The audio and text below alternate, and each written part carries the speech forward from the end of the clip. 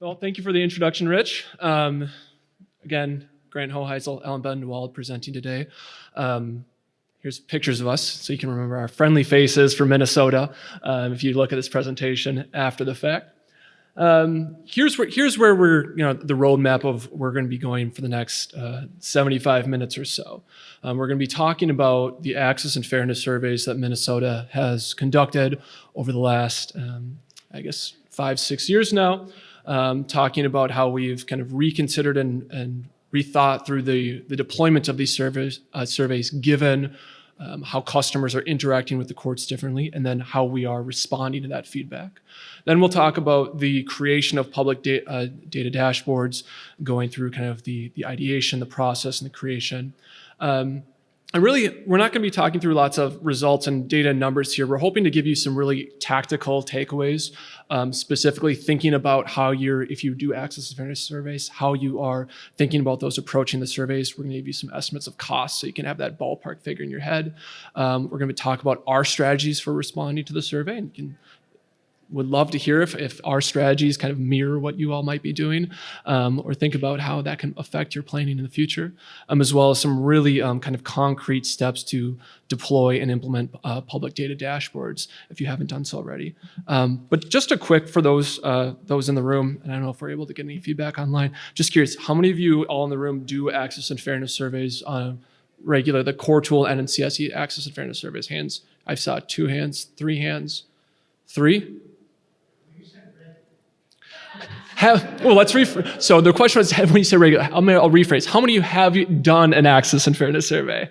There we go. We've got more hands up. Wonderful. Okay. And then another show of hands for how many of you have data dashboards available publicly? So interactive dashboards that people can work with. Okay.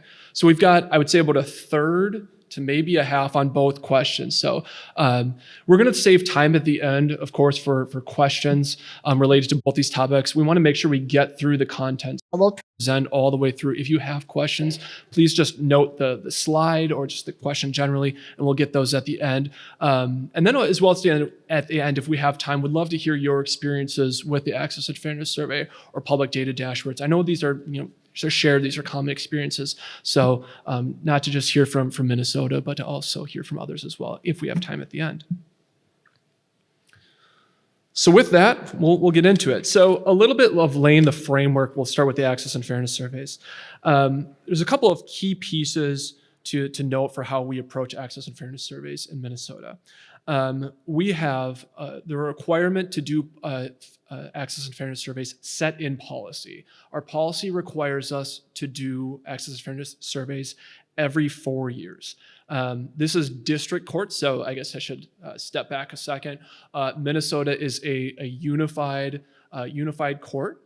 So Ellen and I are from the State Court Administrator's Office, so we provide research services for the entire state, and we have kind of leadership structures that support the statewide court system. So we have judicial council, we have State Court Administrator's Office, and they kind of oversee the policy and the deployment of different policies and procedures. So within those policies are the requirement for implementation of performance measures, and within that is the requirement for access and fairness surveys every 4 years. And I would argue that is really kind of the first mark of responsiveness as it relates to responding to public feedback. We have a set cycle in which we do the survey, collect data, and then have to really get any feedback or make any changes before we have the next survey coming to see if we make any changes. So that's an every 4-year process. We've started also doing access and fairness surveys for the Court of Appeals in our Supreme Court, but today we'll just be focusing on the district court access and fairness surveys.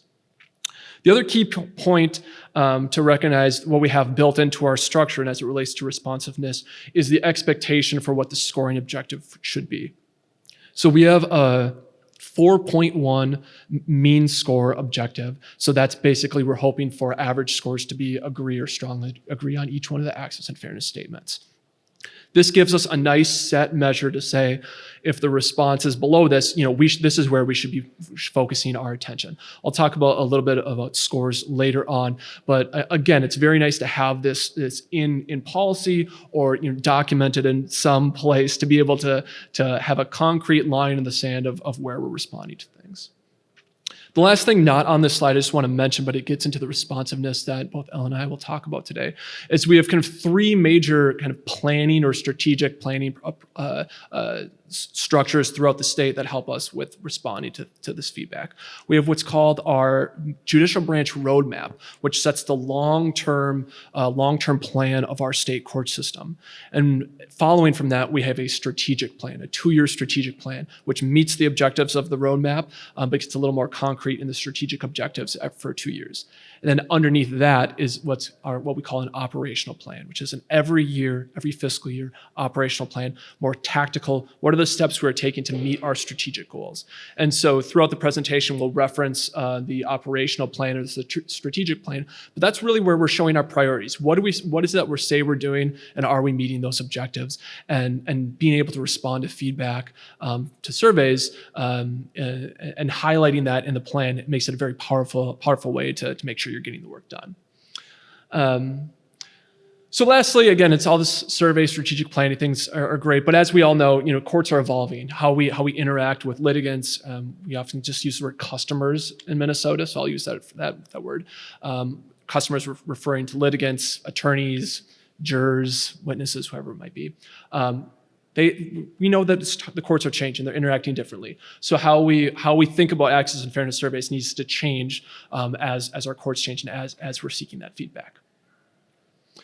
All right, so Minnesota has done 4 district court access and fairness surveys. I'm going to focus on the last 2, starting with the 2019 deployment of the survey.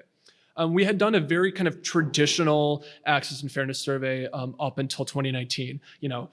District court, you've got the staff table, you've got the, hey, as people are walking in and out, you want to take a survey, give them the piece of paper, stuff in the ballot box, hand them a piece of candy, right? Does this sound pretty familiar, right? Absolutely. So we had success doing that. But a couple of things had changed prior to 2019 in Minnesota. The first of which is our public website had become more robust, and things had changed in terms of how we were expecting folks to interact with the courts. Specifically, forms were available online. We know a lot of SRLs were getting those forms, working through what's called guide and file, which is structured interviews to help fill out those forms. And we had a court payment center, which is now a centralized office in which folks with parking tickets, speeding tickets, would be paying those fines and fees, working with that court payment center. That work was taken from the district courts and kind of centralized for kind of efficiently process those cases. So now we had customers who are, again, working mostly through our website and also working with our court payment center when they traditionally would have been working with the district court. So we had to think about, okay, how are we going to make sure that we are capturing the feedback from these folks in our access and fairness survey? And I'm gonna jump down to the last bullet here. So we're modifying the deployment approach in 2019. We are, first of all, for the first time, we roll out the access and fairness survey to the website using just a link and a banner feature. You've seen it all, kind of top of the website. We'd love to hear your feedback. Please click here. We rolled that out in 2019, trying to test out how many folks would actually click on that link and collect that feedback. And we also, in 2019, recognized, again, for those who are calling into the court payment center, we're trying to get your feedback, and we implement an automated kind of phone calling tree that allowed them to just, with the touchpad, provide feedback about their experience calling in and about their experience for the access to going through that process. So in 2019, we have a total of 8,200 responses. So we have our traditional courthouse surveys is just over 6,000. And our focus deployments yielded some pretty solid results. So we had over 1,500 court payment center surveys and folks responding to that. So that phone tree method worked well. And we had 483 folks click on that web survey and provide us responses. which is all fine and good, but I know people always want to know, what does that cost? Like, what does it take to get there, right? So we've got pretty solid responses. This is what it took to get there. That, what I talked about, that kind of that rollout, the modifying that deployment approach, that was 8 months of planning and preparation. So that was thinking through what the questionnaire would need to be for that phone survey. It was kind of modifying questions to make sure that was making sense for folks on the website, a little bit of a different survey rollout there, as well as making sure those questions for those on the phone were that those were relevant to those individuals, and then kind of just buying the survey stuff. That is always a bigger cost than one thinks, but in total for our 2019 survey, it was about $10,000 to make some changes to our phone survey, buy the pens, buy the paper, and this is again for an entire statewide rollout of this survey. So what did we learn in 2019? Going back to the scoring objective of 4.1 in Minnesota, we had 12 statements which hit the 4.1 or higher, and we had 3 statements that didn't get there. 2 of them were access statements. One related really specifically to the ability to get work done in a reasonable amount of time. And this is the first kind of big feedback theme is hearing wait time. When we dug into that question, and I failed to mention, I'm gonna go back a couple of slides. I think I skipped over that. I realized I jumped down and didn't go to the middle. During the 2019, we also added several questions to the survey, really asking folks and respondents what 3 things could improve your customer experience. And when we get to the results, it was not only do we realize that folks, were saying we're not able to get our business done in a reasonable amount of time. That question about what would make your experience better, 50% of people who answer that question said have shorter wait times. It was really at the wait time, waiting for a hearing, which was impacting that statement, and we were able to unpack that from that additional question that we asked around the customer experience, and that came through loud and clear in survey comments, and then that additional question around again how what 3 things would make things better for your experience. Also from that customer experience question, we learned more about the desire for online services, really broadly, forms, information, data, all sorts of things. And then also with that is making sure that website is really easily navigable. How are we able to find that information? How are we able to seek that out? We also saw in one of our overall access statements, there was a question about, is your website helpful? And that was one of the questions that also got under a 4.1. So we find these things, the need, I'm going to go to the last one, missed that one as well, the ease and efficiency of making payments. That came really, really directly from that Core Payment Center survey as well. So really, making sure that we have a nice way to make those payments, that there's a nice direct route from when I'm clicking, I want to make a payment to getting to the end of that process, making that as easy as possible for customers. So we've identified these themes. The data folks have done their work, but how do we make any changes, right? Like, how do we actually respond to that feedback? So one thing that we've really, really focused on, as mentioned, is making sure that there's broad leadership awareness and then buy-in to the process to build these feedback structures and action planning into our operational plans and our strategic plans.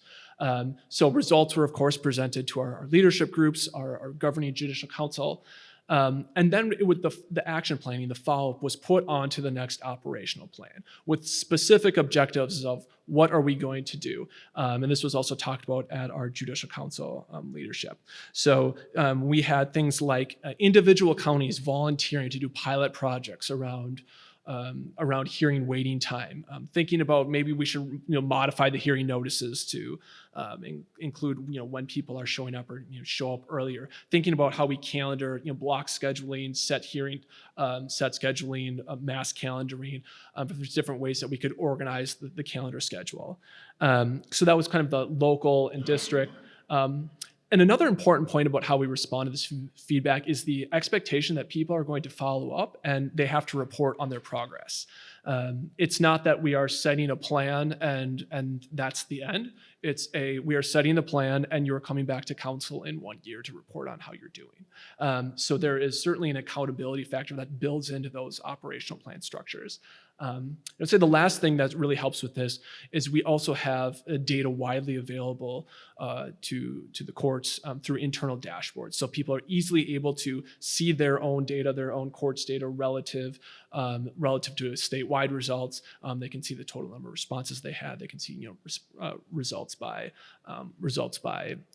county or any dimension that they want to see. So those dashboards are really helpful in being able to respond to the feedback, getting accessibility to that data.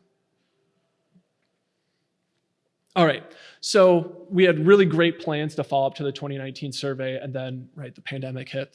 That's the line that everyone says these days. It's the pandemic hit, and all good plans, we know where they can sometimes go. So we come into the next 4-year cycle, the 2023 Access and Fairness Survey, and in Minnesota we had a brand new environment once again. So in 2019 we had the advent of the Court Payment Center. We have more usage of the public website, and in 2023 we have remote hearings. So key point is Minnesota moved to remote hearings during the pandemic, and we have a now statewide policy that requires the use of remote hearings as the presumption in certain circumstances. So during the period of the 2023 survey, we had about 50% of the hearings during the 2023 survey that were being held remotely. So it raises the question of how do we collect access and fairness feedback when we know there's going to be fewer people in person, and then how do we think about the questions if we're going to be collecting this information in different ways. So a couple of key things. Thanks to the National Center. They had revised their core tool and the question framework for access and fairness for remote hearings. So we were really able to leverage that wording and the new survey approach as we thought about remote hearings. And also we're able to talk through and work with other states thinking about how they work through their access and fairness surveys and how they collect public feedback. So Michigan and Colorado, thank you for your assistance and working through some of those questions. So we have, even 2023, I would call it a much more robust change from our 2019 survey. So again, we've got a lot of remote hearing participants. We also have in the last several years changed our customer service approaches. We've got statewide self-help centers that folks are calling into and emailing. We have something called an external application support team, but basically when you're having a problem with remote tools or technology, they're calling in. And how are we making sure, again, that all of these folks who are contacting the court are getting the opportunity to provide feedback? Basically, how do we meet the customer where they are at? How do we make sure they have an opportunity to give feedback? So once again, have to be thinking through the deployment approach, have to be thinking through the ability to collect the feedback of everyone who's working with the court. And then as well in 2023, we're adding a new question. There's a lot of interest around SRLs.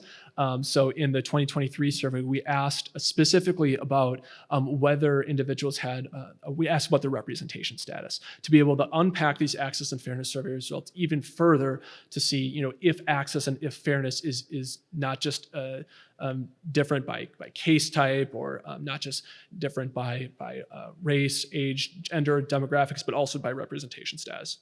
So it gives a lot of power to cross-tabulate those results. So going to the modified deployment approach of 2023, because this is the big one, there were many new approaches to how this survey was deployed. First of all, we use Zoom as our main remote hearing framework, and Zoom has the power to, or has the ability, power might be too strong a word, ability to redirect at the end of a remote hearing. So one method we did was to have our automatic redirect to a new landing page rather than a thank you page. It went right to our Access and Fairness Survey page. This was a very quick, easy way to get remote hearing participants to see the survey. We use Question Pro as our survey tool. I don't know what other folks use, but it worked really slick, really simple. And going through the Zoom, we also did kind of Zoom chats where court staff could insert the survey link in the chat. That was not nearly as successful of a method. We did hearing notice inserts that people could, click on a QR code.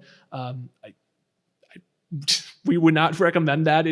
I think we got 0 responses on the hearing notices. So the Zoom redirect was very powerful.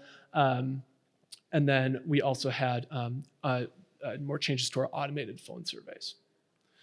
So the kind of the bang for the buck here is we have 14,719 responses in our 2023 survey. So you'll recall in 2019, we had 8,200. So we have the most responses ever gathered in our state. We were very happy to see these results. I would note that our deployments of these surveys is not focused on any sort of perfectly representative sample or the methodology is really, again, meet the customers where they're at and try to get as many responses as we can. Court set a goal to get 30 in person and 30 in person when it was just in person, but for this survey it was 30 in person and 30 remote responses.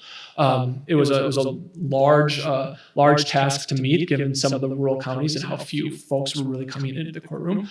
We had good numbers. Not everyone met the 30-30, but we have a large sample in order to understand how access and fairness was perceived across the state. So we were very happy about that. You'll see our website responses went from 400 or so in 2019 to over 3,000 in the 2023 survey. We deployed it a little bit more robustly, a longer period of time, and we were able to get much more meaningful feedback. And then our phone responses, it was 451. So again, what does this cost? We've got now 14,000 responses. What did it take us to get there? How long did it take us to get there? So we were a little bit longer for this survey rollout than the 2019. We were at 1 year rather than the eight months. We'd had done other kind of pandemic and remote surveys, but we had really tested that Zoom redirect in a previous survey. So we were able to leverage that, but it did take some time to get the tweaking of the questions right, making sure that we were getting the responses we want. I realized, sorry, I skipped over the email invitation, but I'll talk about it here. We were emailing litigants directly after the remote hearings as well. So if we didn't get you on the Zoom redirect, for whatever reason we missed you, we were able to use email addresses in our Mensa system and send weekly emails to folks. You attended a remote hearing. How was that for you? I realized for some folks they're saying, you attended a remote hearing, you might ask, how do you know that? We do have a data point in our system that says whether someone was at a remote hearing or not. So we're able to use that coupled with just the email address and send those emails out. Not as effective as the Zoom redirect, but certainly, again, trying to meet customers where they're at and get that feedback. So it took a while to get this, the whole approach kind of approved, socialized, and everyone on board. There was a lot of touch points in this customer survey. Again, we're talking in courthouse tables, and it wasn't as formal as it would have been in previous years. We offered more hybrid approaches where it might not be staffed for a week or for a full day. It might be just a table available where people could fill out surveys or things were available at the counters. Staffing in the kind of new remote and in-person era is a whole new operation. So asking folks to take large chunks of time out of their day to staff an in-person survey table was a tough ask. So we offer different approaches. So in person, again, we've got these website surveys going, we've got these phone surveys going. We've got all sorts of things, these different touch points. So it took a while to get everyone kind of on the same page, what was going on with the survey.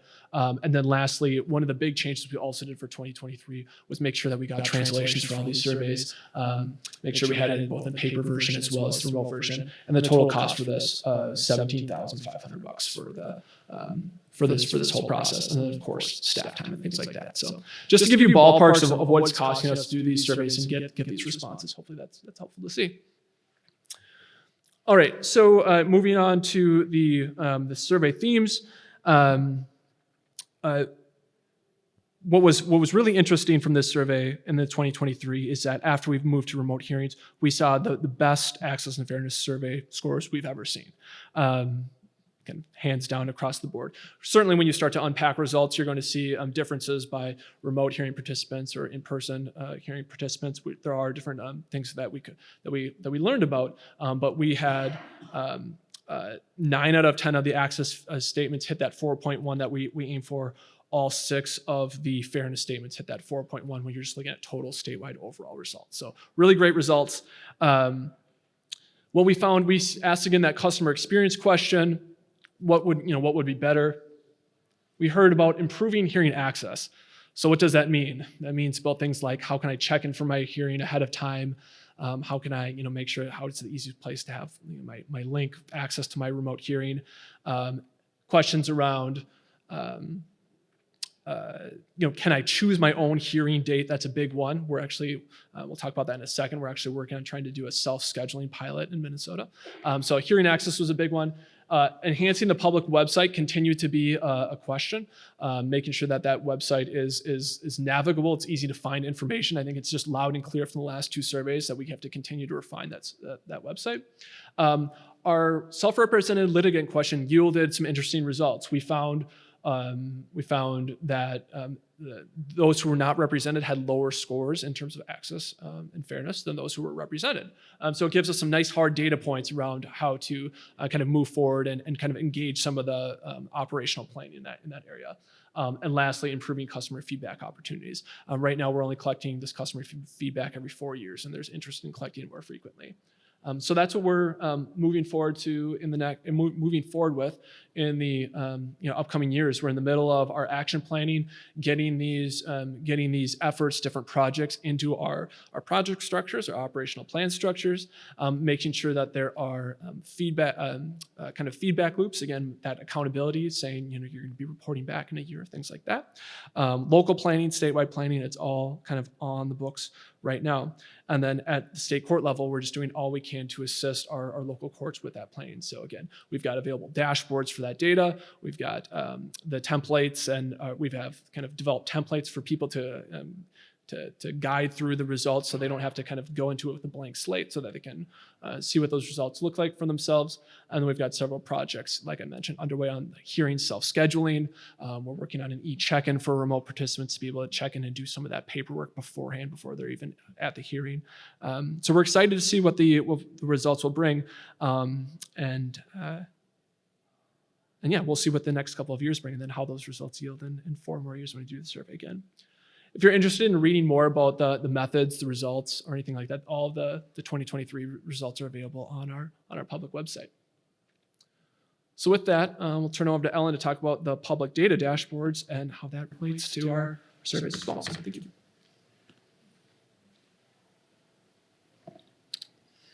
Yes. Okay. So as Grant mentioned, I'll be talking about our public data dashboards, including getting into some specifics on planning and development for those.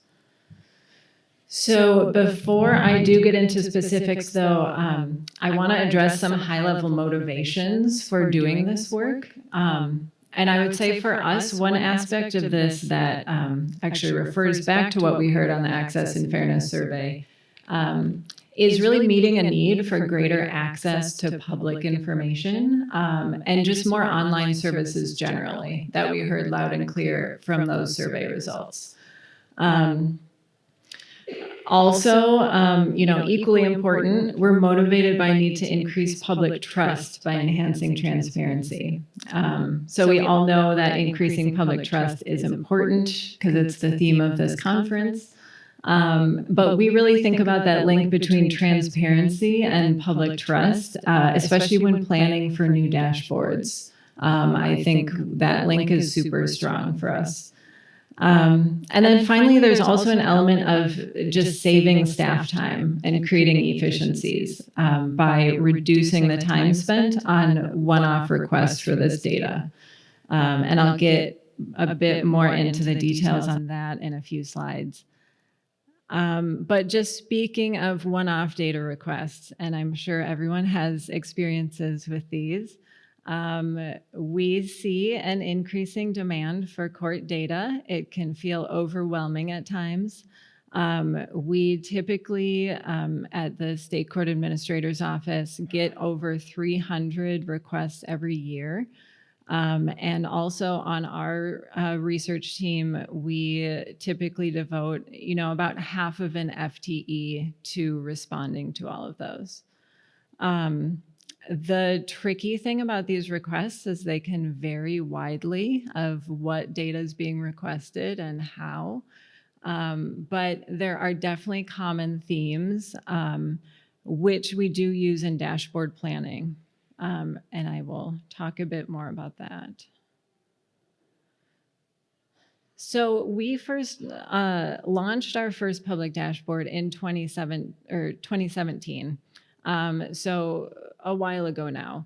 But it's been really since 2021 that we've started devoting more time to planning for a more robust collection of dashboards that are publicly available. So for us, that approach has really benefited from leadership support, first of all. So that has meant making the case for why this is a good investment of staff time, and actually formally including that work in our operational plan that Grant mentioned. And so having this work on an operational plan actually prioritizes the work across divisions. And so we have a small work group that develops and plans for these dashboards that is cross-divisional. So we have someone from our research team, someone from our legal department for any public access questions. And then we have web experts from our self-help program as well who are involved in that work group.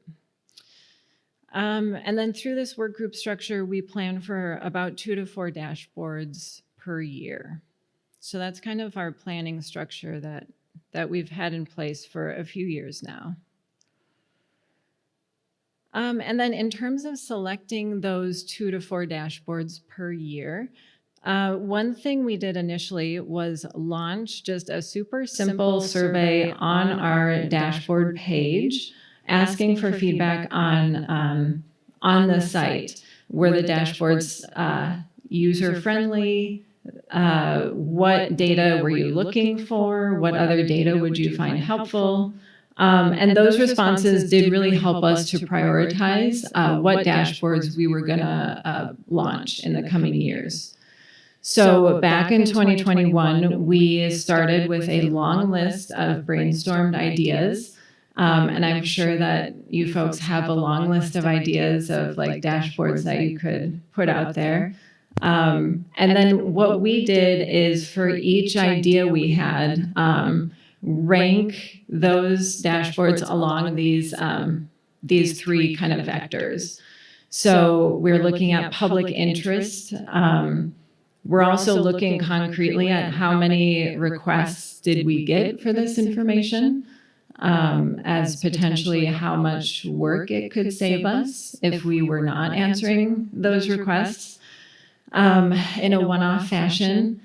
And then we also looked at the work effort needed to launch that dashboard, which does vary quite a bit, like theme to theme. So we think about here that would include everything from whether, a data quality investigation might be needed, and maybe cleanup of that data would be needed, to whether we have, existing queries that can pull that data relatively easily. So that does vary quite a lot. And then when we launch a new dashboard, we really focus on publicizing the tool internally, because requests for data, they do come in through all doors, and we want, our staff and also folks in the local courts to know what's available. So we do have a focus on kind of internal communication about these. And then externally, we tend to do more targeted outreach with our key stakeholders. So that includes, media requesters who we typically get, and you all do too, the same, names popping up in your email. So frequent media requesters, and also partner agencies who are going to find this information helpful. We, have Zoom calls with them to walk them through the data. And then we also strategically place information about the dashboards on the landing page on our website. And you can see in the screen grab there, before people can get to the request data button that's on our public website, we do make them look at the dashboards first. So currently we have 7 dashboards. They're listed here, and together they've received over 30,000 views, and we can kind of track that on our through our software. We like to joke that only a few hundred of those are from me and Grant. And so far, okay, so I've focused mainly on the planning process, but shifting now to more the nuts and bolts of how we create our dashboards. So we use Tableau Public for all of our external dashboards, and that's the free version of Tableau. One of the key points about using the free version is that the dashboards are hosted on the Tableau server rather than on our own internal server.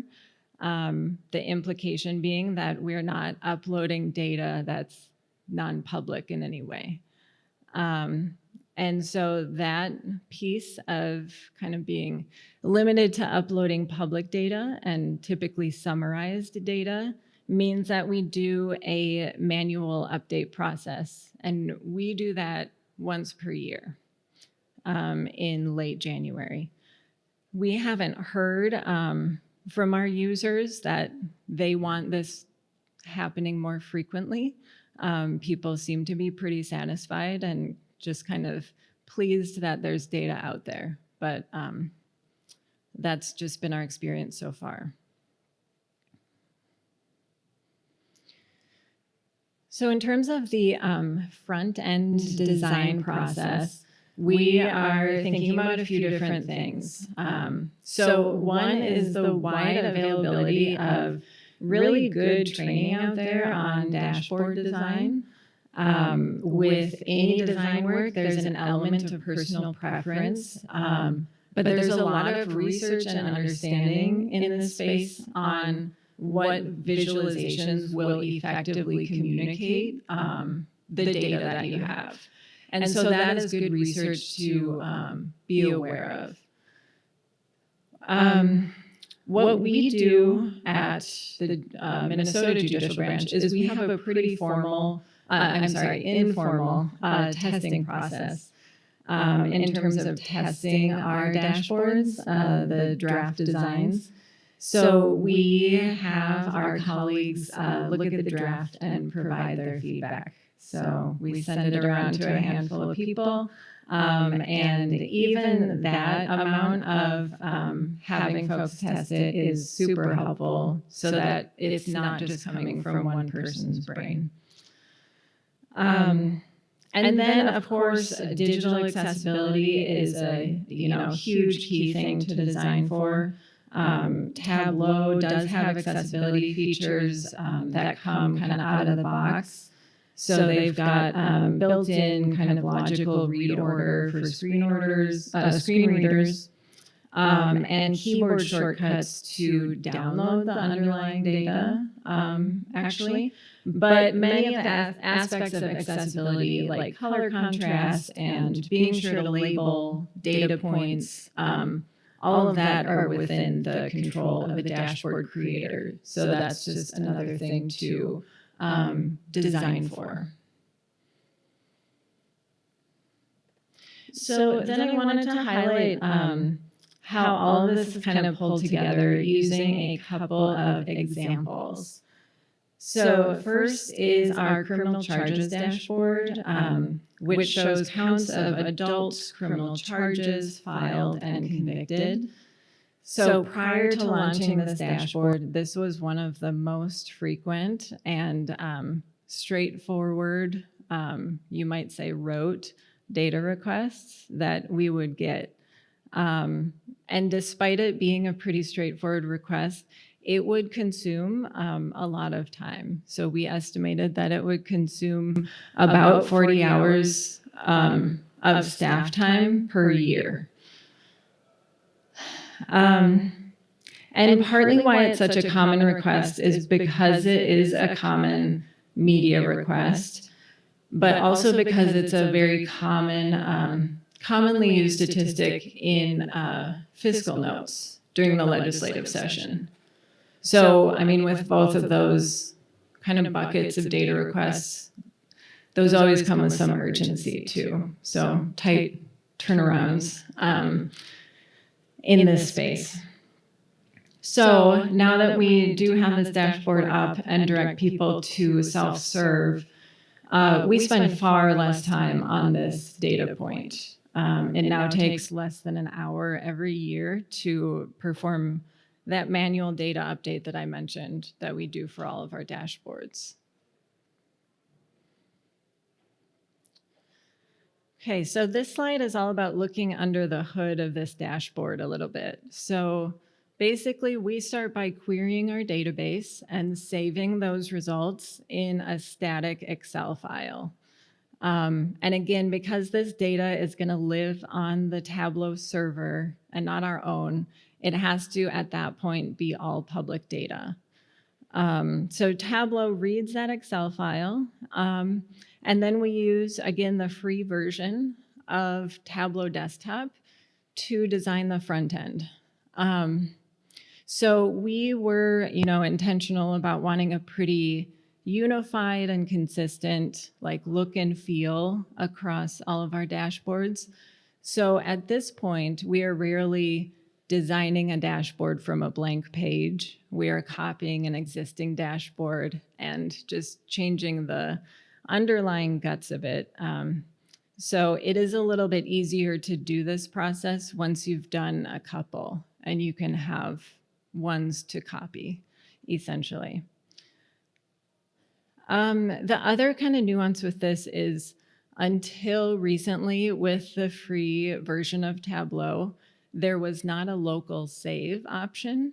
And so you would just be saving the draft dashboard to the Tableau server. There's a way to make it hidden from your profile. So it's a little bit, not everyone can see it.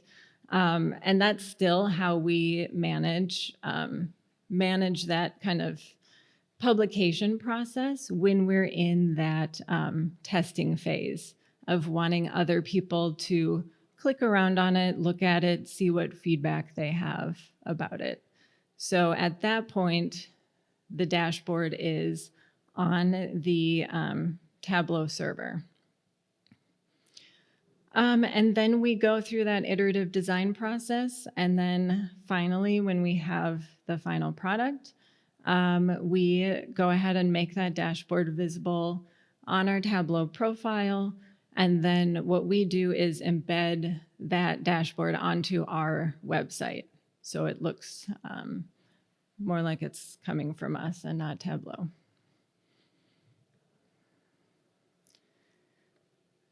Okay, and then the second example is our juror race dashboard. This is our newest one. It's our baby. We just launched it last summer.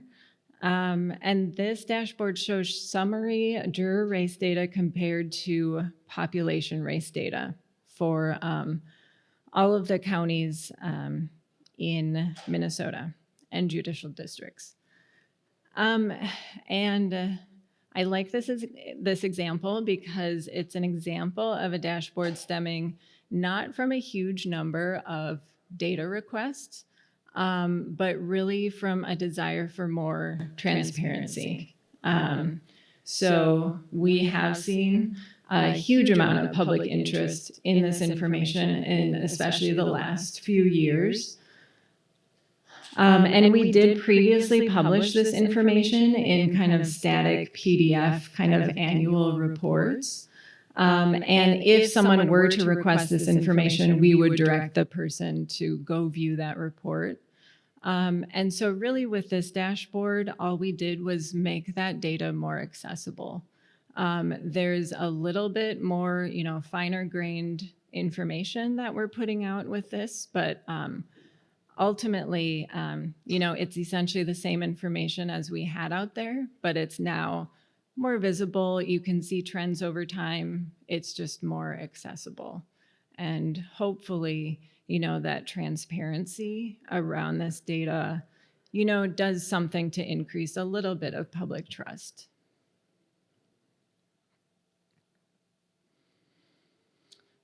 Okay, so finally, I'll just wrap up with a recap of costs and benefits of launching public dashboards.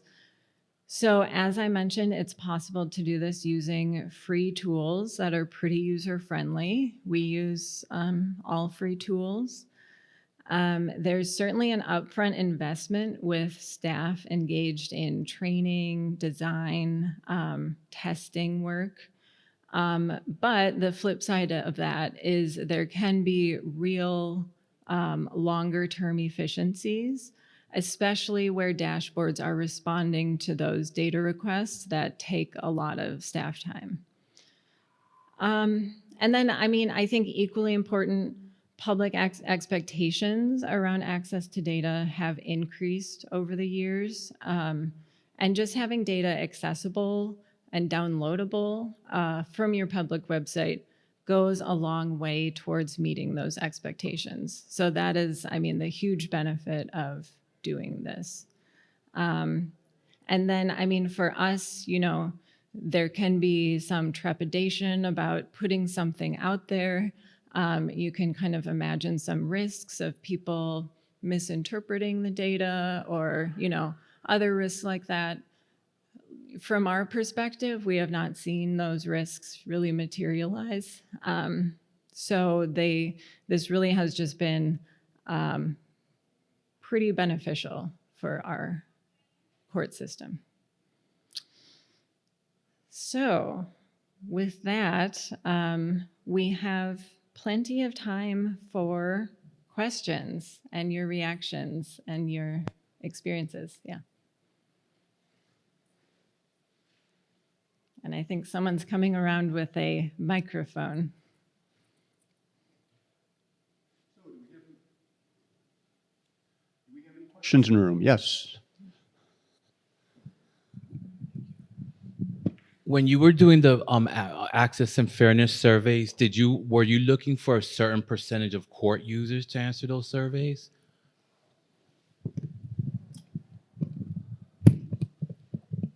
So the question was, were we looking for a certain percentage of users? It's a great question. So the answer is no, we're not looking for a certain percentage of users. So we do estimate response rates.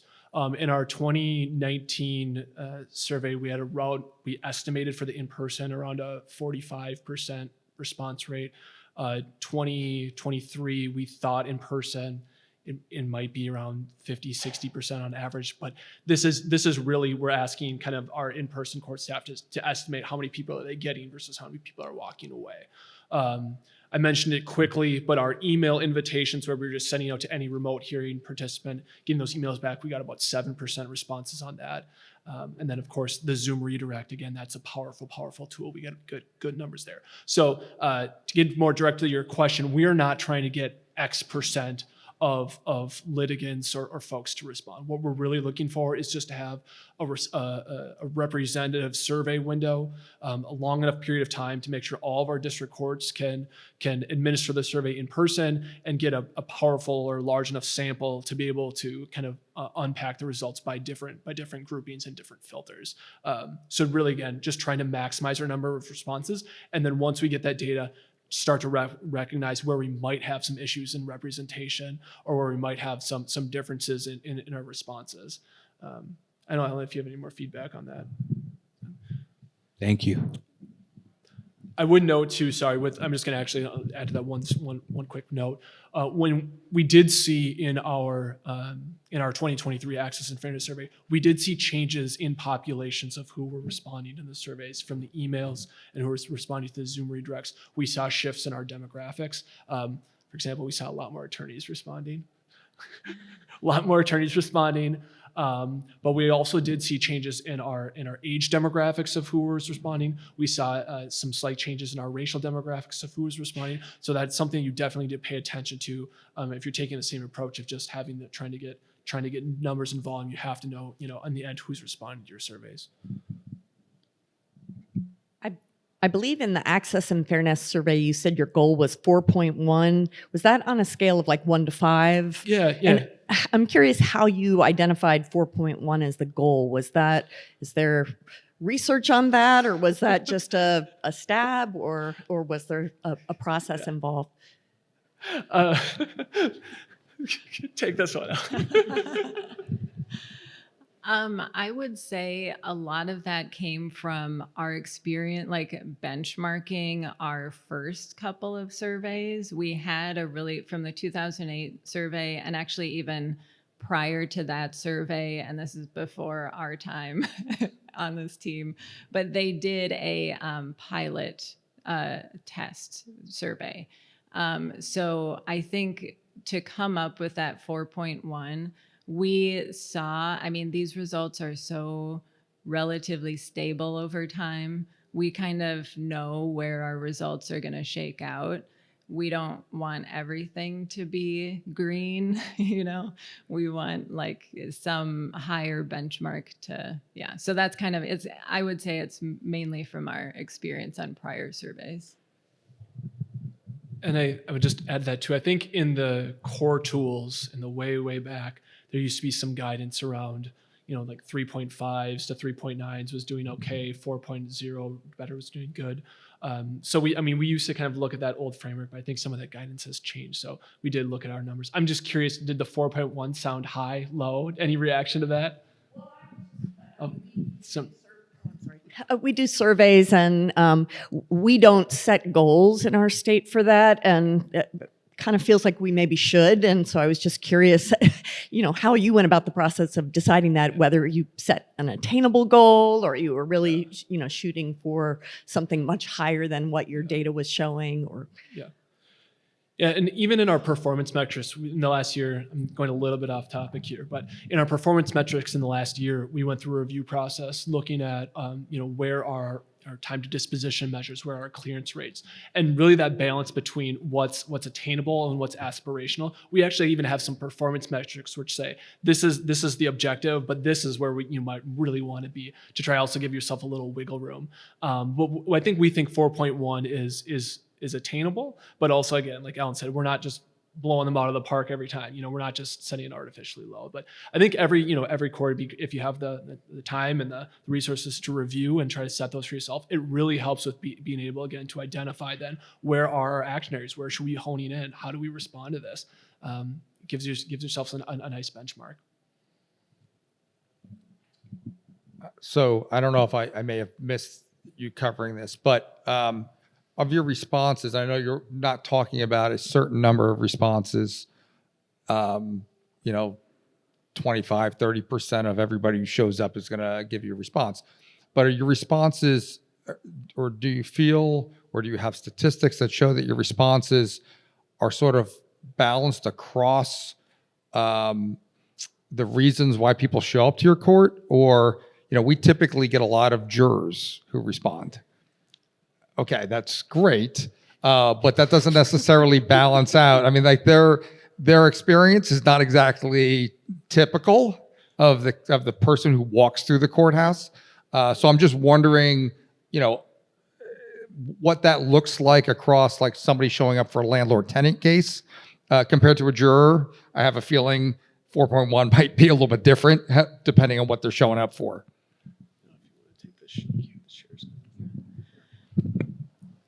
Yeah, so I would say with the 2023 survey, we did try to dig into that a little bit more where we could. And that is really looking at parties attending hearings. So that's what we can get out of our case management system.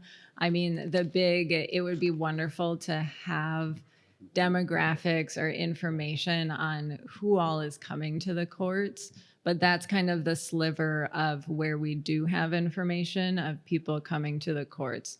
So we did, in this latest report that is on the website, look at, I think we did that by case type. Yeah, we did do that by.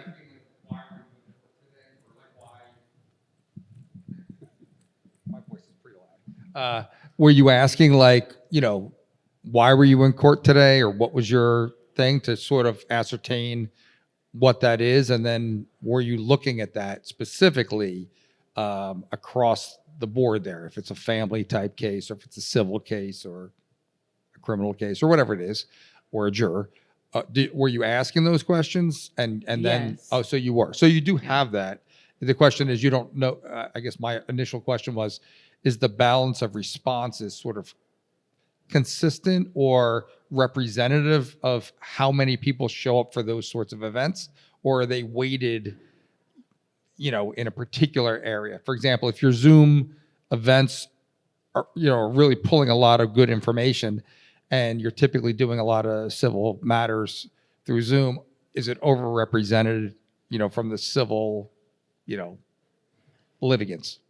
Yeah. So what I would say is we look at that specifically about case type, because that's where we can get that matching data from our case management system about what hearings were held. And I mean, one interesting takeaway from that is that the in-person surveys, that old paper method, actually is more representative by case type than the Zoom redirect. And why that is, it's hard to ascertain why, but we do know that it is slightly more representative by case type. But yeah, I think we wish we could do more, but we're just lacking that population data, I think, to do that comparison. And it's the majority respondents we have are parties. It's not jurors, for the record. We do have mostly parties cases, but yeah, we don't have, we don't know how many total jurors are coming in to say what percent. But in our report, we do talk about, 4% of total responses are jurors or what have you. We break out down all those shares. Yeah, that would be very powerful information to have. Other questions? Do we have any other questions today? And while the people who are participating virtually are typing their last questions, I want to make a shameless plug to encourage all of you to take a moment after the session ends to rate both the session as well as our speakers. They are two separate processes, so please go forward and do that. Once you rate the session, drill down a little bit further and you'll see an opportunity to rate the speakers. It's very important that you do both these functions so we can evaluate both of those components as to what the process is, and it helps with future programming for the conferences that will be coming up. Are there any other questions while we're here? Are they looking for a certain response rate to that survey? I would expect 100% from the volume. Yeah, 100% response. I'm curious. So we said the number 300 requests a year. I'm sorry, I'm throwing a question out to you all now. We've got about 300 questions here that come into our state court administrator's office. Of course, our local district courts get different data requests. Does that number seem low, high? Are you getting that sort of volume of data? Yeah, I'm seeing a couple head nods. Yeah, we get a lot of data requests. This is all courts who are dealing with this. Yeah. So I had a question on that. You say that you only basically do your statistics annually, which is the same thing as Missouri, and it's in a big spreadsheet. And at least yours is a little prettier than ours. But I do know of systems that generate and dashboards that have monthly statistics for case filings, judges, and stuff of that nature. Has Minnesota looked at any of that? I know it could get additional staff time in the beginning, but software systems could provide a lot more of that as well. And I was just curious on if your state has looked at that as well. So we were talking really specifically around our public-facing data dashboards here. So we have a whole other kind of portfolio of internally facing data dashboards that allow for really robust breakdown of case statistics, performance statistics by week, month, et cetera. So depending on who's asking and in what form that question's come in, might dictate what kind of data is available. But on our so again, we can change our date range and kind of how we slice and dice the data for many requesters. Or if they can't find something on the public website, they can make a request to say, well, I'm really looking for case filing data for this county for this case type between X date and Y date, and we can provide that so long as it's publicly available. But what we're really trying to do with those dashboards is just again have a kind of a set publicly accessible set of data that's most useful for a broad set of responses. So we can customize that data and tailor it to the individual need. But for the sake of how often we're kind of updating, refreshing, and as Ellen talked about, how we want that data set living on Tableau, it doesn't hit against our servers for security purposes. That's why we have that kind of annual data. Any other questions?